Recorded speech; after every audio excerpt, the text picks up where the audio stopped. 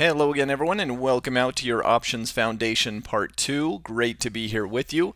As always, we like to start these with a reminder that we're going to go through live trade examples, trade ideas, concepts that you should be plugging into your own trading plan and going from there. Evaluate your risk, your reward, your probability of success. Make sure it fits your risk profile, and if it does, then you can act on it. So let's first start by talking about option exercise. When we talk about options, of course, there is an exercise or assignment component, and they call it exercising or assigning at expiration. So if you've bought an option and the stock has moved in the direction you anticipated, you could exercise your option. As an example, let's say I bought a 40 strike call. Okay, bought the 40 calls. Stock goes up in value, and now it's trading at 50.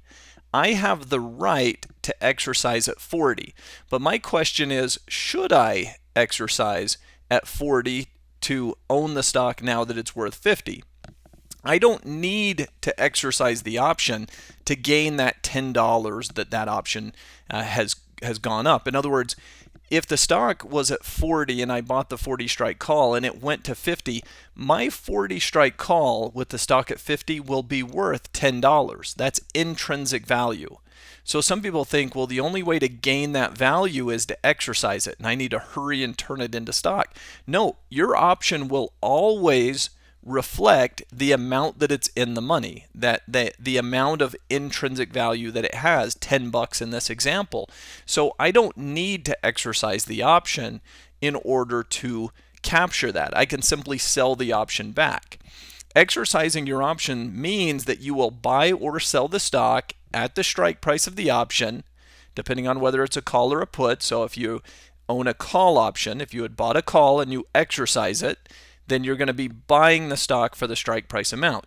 If you had bought a put option, then you have the right to sell. So you'll be selling the stock for the strike price amount. The only reason you'd ever exercise a put would be that the stock has gone down. So we could flip this example and say you owned a 50 strike put and the stock has fallen to 40. Do I need to exercise my put to sell at 50 to capture that gain? No, this 50 strike put will be worth the $10 of intrinsic value. The fact that it gives you the right to sell at 50 and the stock's worth 40 is $10 of equity. So you don't have to exercise it to accomplish that. In fact, you can just sell that option back to the market and capture that gain.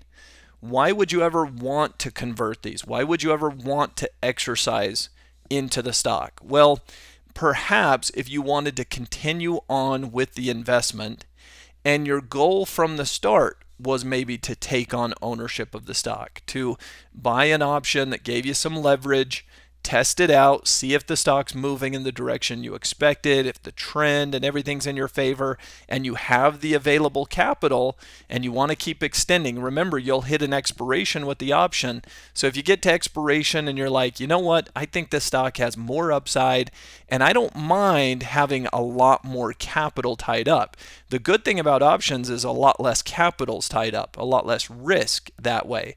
If I put the shares on, if I exercise my call option and the shares are delivered, now I have a bigger investment here in the stock itself. And because of that, I have larger risk, but I also have more reward if the stock continues to move to the upside. So there can be some pros and cons to that, in other words. As an example, if we had an Apple call at 180, for example, and we chose to exercise that, then we have to come up with the $18,000 because 100 shares at a 180 share price is $18,000, right? So I've got to come up with that money. I have to have that much available capital in buying power to actually take ownership of the stock. If you don't have that and you don't want the stock, you simply sell the option back to the market. You'll lock in its value, whatever it's trading for, which is guaranteed to be at least its intrinsic value, right?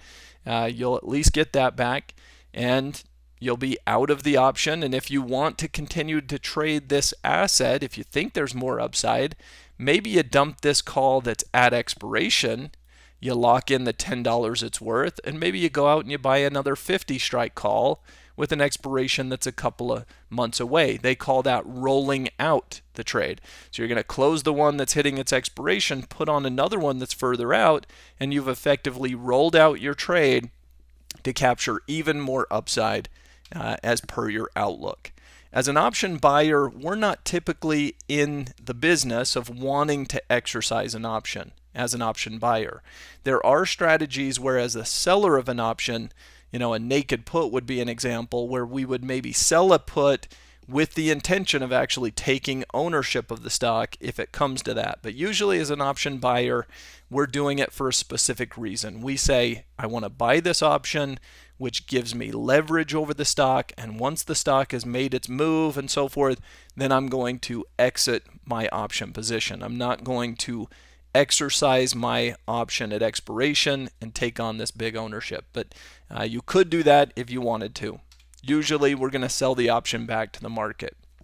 The option simply allowed you to use leverage over the stock during that period of time. If we choose to exercise, you are going to need the cash in your account to be able to hold that position.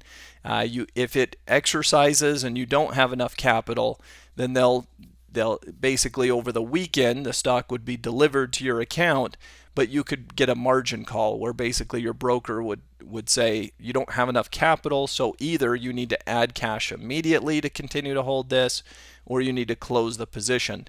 If you start getting too many margin calls, they could even close down your account. But if you did that and didn't have enough cash, you can simply close the position on Monday and be done with it that way. Usually we're going to be well aware. We should know that our option is going into expiration on this such and such a Friday, and we'd simply close up the option.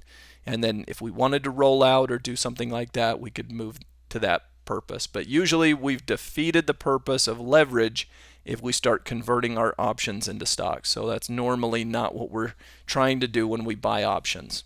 Let's go through an option chain. Again, this is kind of the basics. We want to make sure you understand every component. So when you pull up an option chain, you're going to have the stock itself and its share price. You're going to have different expirations. And you'll notice in this particular option chain, there's a W for weekly. And when it doesn't have the W, well, those are your monthly options. So here was a March monthly. Here was an April monthly. And over here you can see it skips and there's a July monthly. There's an earnings date and it puts it right there. So these are all before the earnings, and it looks like July would be after the earnings date. And so it gives you some information that way. You can look at a variety of strikes. In this case, we're going to look at the 10 closest to at the money strikes is what it has selected, and it has selected both calls and puts. So we've got calls on the left-hand side, puts on the right-hand side, as you can see here.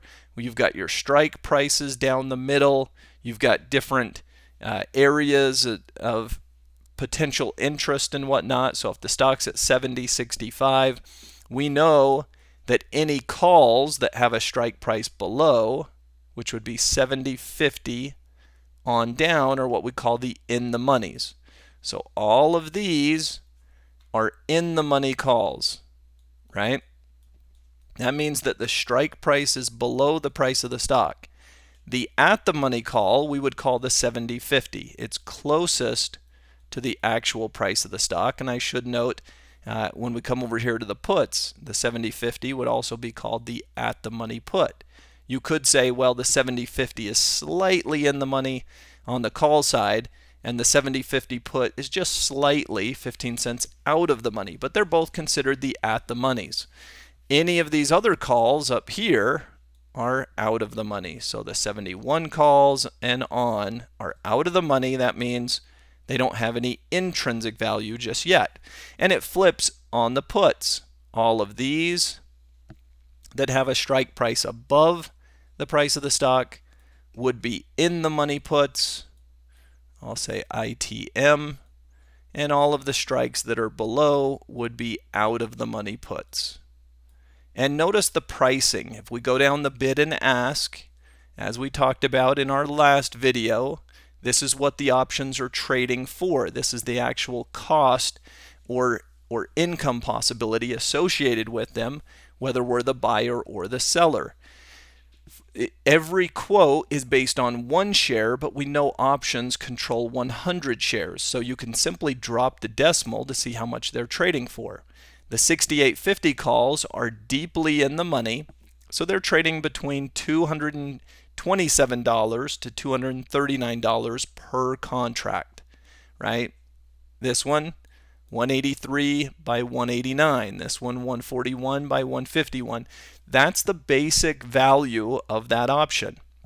So if you are buying the option or selling the option, you're going to be paying or collecting in that neighborhood. Buyers, for example, are trying to pay $1.41 for this one, or $141. Sellers are trying to collect $1.51 for this one, or $151 to sell that option. And on the puts, you'll notice the values go down because these are further and further out of the money, which means they have less value and they have lower probability and possibility of being in the money at expiration. It flips on the puts because these are the deep in the money. So these are trading for $234 by $241, or in other words, $234 to $241, and so forth. And then the values drop as the puts get further and further out of the money. As you can see here, this put is trading between $25 and $28 per contract, and people are negotiating, trying to buy at $25 per contract, and the sellers are trying to collect $28 per contract. This would be a good example of a pretty good liquid option. Plenty to look at there. We'll go through delta. We'll go through implied volatility. We'll go through what volume and open interest means. You can see a couple other things that are kind of interesting about this that I'll just quickly highlight. So now that I've cleared that off, let me point out one other thing. You'll notice the change in the calls. They dropped in value, as you can see there. The change in the put, they gained value. And the bigger gains were the further in the money puts. We'll talk about deltas and so forth. But puts were gaining value, calls were losing value. Why? Because the stock went down. When a stock goes down, calls lose value, puts gain value. If the stock goes up, then the calls would be in the green and the puts would be in the red. What if your analysis of a stock led you to believe that the stock was likely to drop? Certainly you're not going to go out and buy the stock, but is that the end of the story? The answer, of course, is no. We could go out and buy a put option. A put option gives you the right, it locks in the ability to sell the stock for the strike price amount, and you want that stock to drop below the strike price. Maybe it's already below. You want it to continue to fall to the downside. As an example, let's say Juniper trading at 26.20 and we felt like the stock was going to fall. So we could come out here and we'll just hypothetically buy the at the money 26 strike puts, and they were trading between 72 to 78 cents a piece. That means to buy that put option would cost somewhere between $72 to $78. Now, hopefully, we can pay as close to the bid as possible, but somewhere in that neighborhood. And you can even call fair value kind of in the middle. The midpoint of this is 75 cents. It's exactly the middle of those two numbers, right?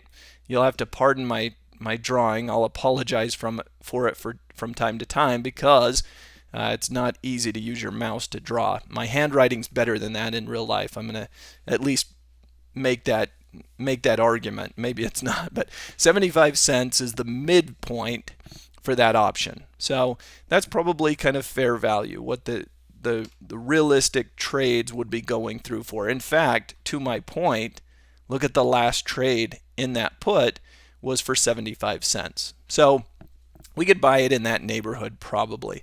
Looking to make a profit on a downward move in the stock is a common reason that you're going to go out and buy puts. You're just speculating. You think the stock's going lower. If you're not accustomed to reading a negative pattern in the chart, it'll come, and certainly the technicals courses and things will help you with that. So the open interest in the options helps us to determine liquidity. The higher the open interest, the more liquidity there is in the option. Now let me quickly kind of explain open interest. Open interest is one of those things where early on, people may not completely grasp the concept of open interest. It is different than volume, and I'll explain why. I'll just abbreviate to open interest. Now, when we think about options volume, volume is how much is traded today.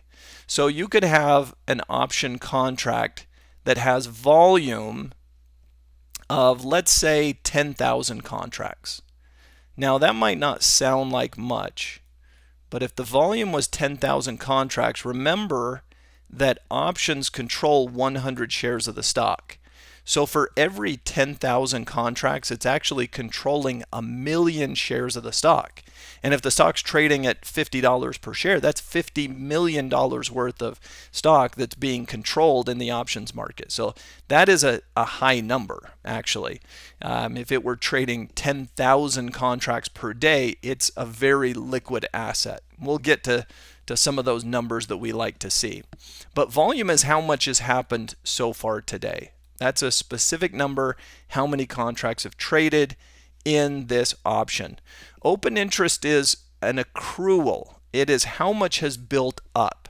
And it can be increasing, decreasing, or staying the same based on trades that are going through. Meaning, let's say the open interest in this contract is 50,000. Now, let's say that of this 10,000, let's just say this was all one big trader. Now, it wouldn't be, but work with me on this. This volume, this 10,000 today, was all from just one transaction. Of course, it would have been lots of transactions, but if it were just one transaction, what were these traders doing? They could be doing a number of things. Remember, in the options market, there's to open or to close and so forth. Let's say that they were both opening a new trade. So the buyer bought to open and the seller sold to open those 10,000 contracts. What would the open interest tomorrow be? Well, it would now be 60,000. Why? Because they opened and created a brand new contract. In the options market, there are as many contracts as people want to trade. There's not a set number. So you can go in and literally be opening a new contract, and it increases, in this example, the open interest, right? In that example, if this trader bought to open a new trade and this trader sold to open a new trade, they just created new contracts, new rights and obligations, and so the open interest would increase. However, what if it wasn't that way? What if instead this trader was buying to open, but this trader was selling to close? Or we could have flipped that around. This trader could be selling to open and this one could be buying to close. The point is, he's opening a new trade, but he's closing out a prior one, right? So this guy bought 10,000, which is new to him, but this guy sold 10,000, which he already had.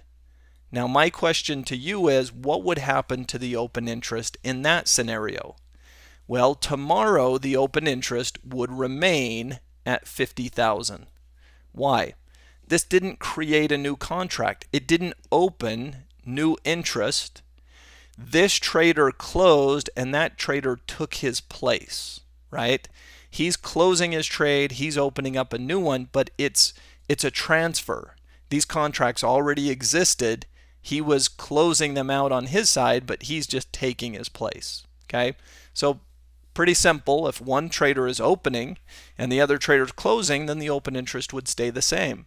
Finally, what if that trader was selling to close and this trader was buying to close? Now, this guy he'd bought to open and he had sold to open originally. And now he wants to buy to close his 10,000 and he wants to sell to close his 10,000. So they're both closing them out. What happens? Well, it's 10,000 contracts that got closed down. So the open interest would now become 40,000. Do you see the open interest can increase, decrease or stay the same based on whatever the participants are doing. Whenever there's two participants that are opening a new transaction, it's creating new options, new contracts, new open interest. When one opens but the other closes, it's just a transfer of ownership, so open interest doesn't change. When both decide to close, they're actually closing down those contracts. There are fewer contracts open in the options market on that stock at that strike price at that expiration. So your open interest would go down in that scenario. Pretty cool stuff. Now let's talk a little bit more about why open interest matters. Typically, the options open interest is healthiest on heavily traded stocks. We want to trade options on liquid assets, and I'm really aggressive on this, meaning I do not want to see traders trading options on really illiquid stocks and illiquid options. It becomes so expensive. It's just realistically, it's so hard to make money. So we want stocks that average at least 1 million shares per day, and I usually want to see it even higher than that. Open interest will be higher on stocks that trade a lot of stock volume. They'll have more option volume. They'll have more open interest, and that makes it easier, more efficient, more of a deal for me to buy and sell options on that asset as well. So you can check the open interest, make sure that there are others interested in what you're looking to buy or sell. A key rule of options, you would never ever want to control more of 10% of the open interest. So if you've got an open interest number of 50 contracts or something like that, 20 contracts, I mean, it's just so low, it tells you nobody's interested, nobody's trading it. My guess is the bid-ask spreads are going to be super wide. So you might have a bid of 80 cents and an ask of $1.10, and when you really break that down, that's huge. That's 30% spread between buyers and sellers. It becomes such a ripoff to trade. So just look at the open interest. We want to see healthy numbers in the open interest. Look at the bid-ask spreads. Make sure that they're tight enough. So here's a good example. When you look at an option, you should see some volume numbers in the hundreds. So notice here in Target, in this example, we have 704 here in a volume. We have 101 contracts. We have 208, 271. This is volume, and we might have pulled this during market hours. So this probably isn't even done for the day, but there's some numbers in the hundreds. You want to see some option open interests that are in the thousands. So here's 5,900. Here's 1,400, here's 6,800, here's 1,900.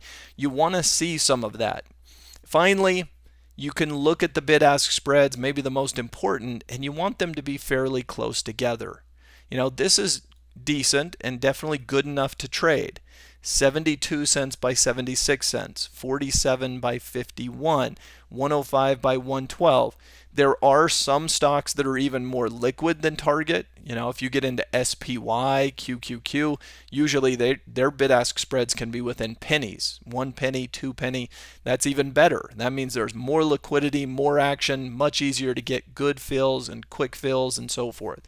The more volume and the more open interest in the options and the more stock volume it trades, the more liquid it's going to be, and that's better. I always give the analogy of real estate.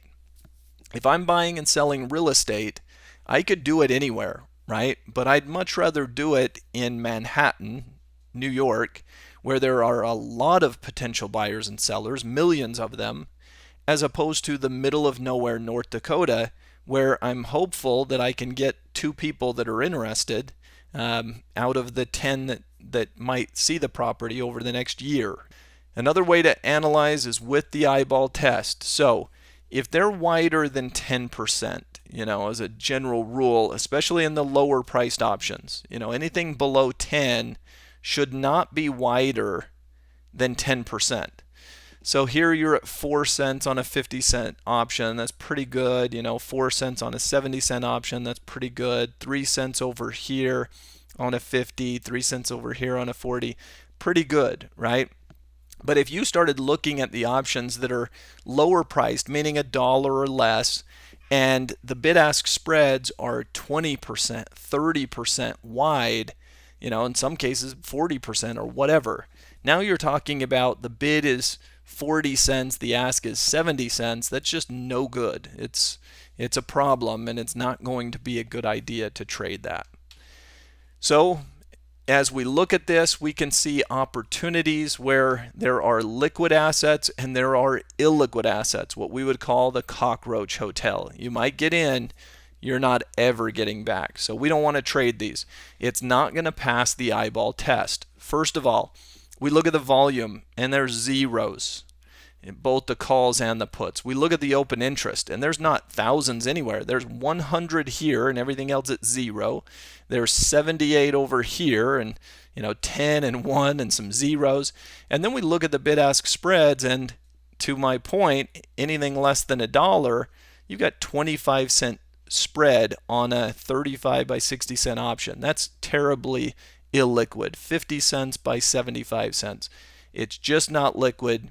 You don't want to trade options on it. Move on and find something better to trade. That's what we want to do. So hope you've enjoyed this. Now on to option Greeks.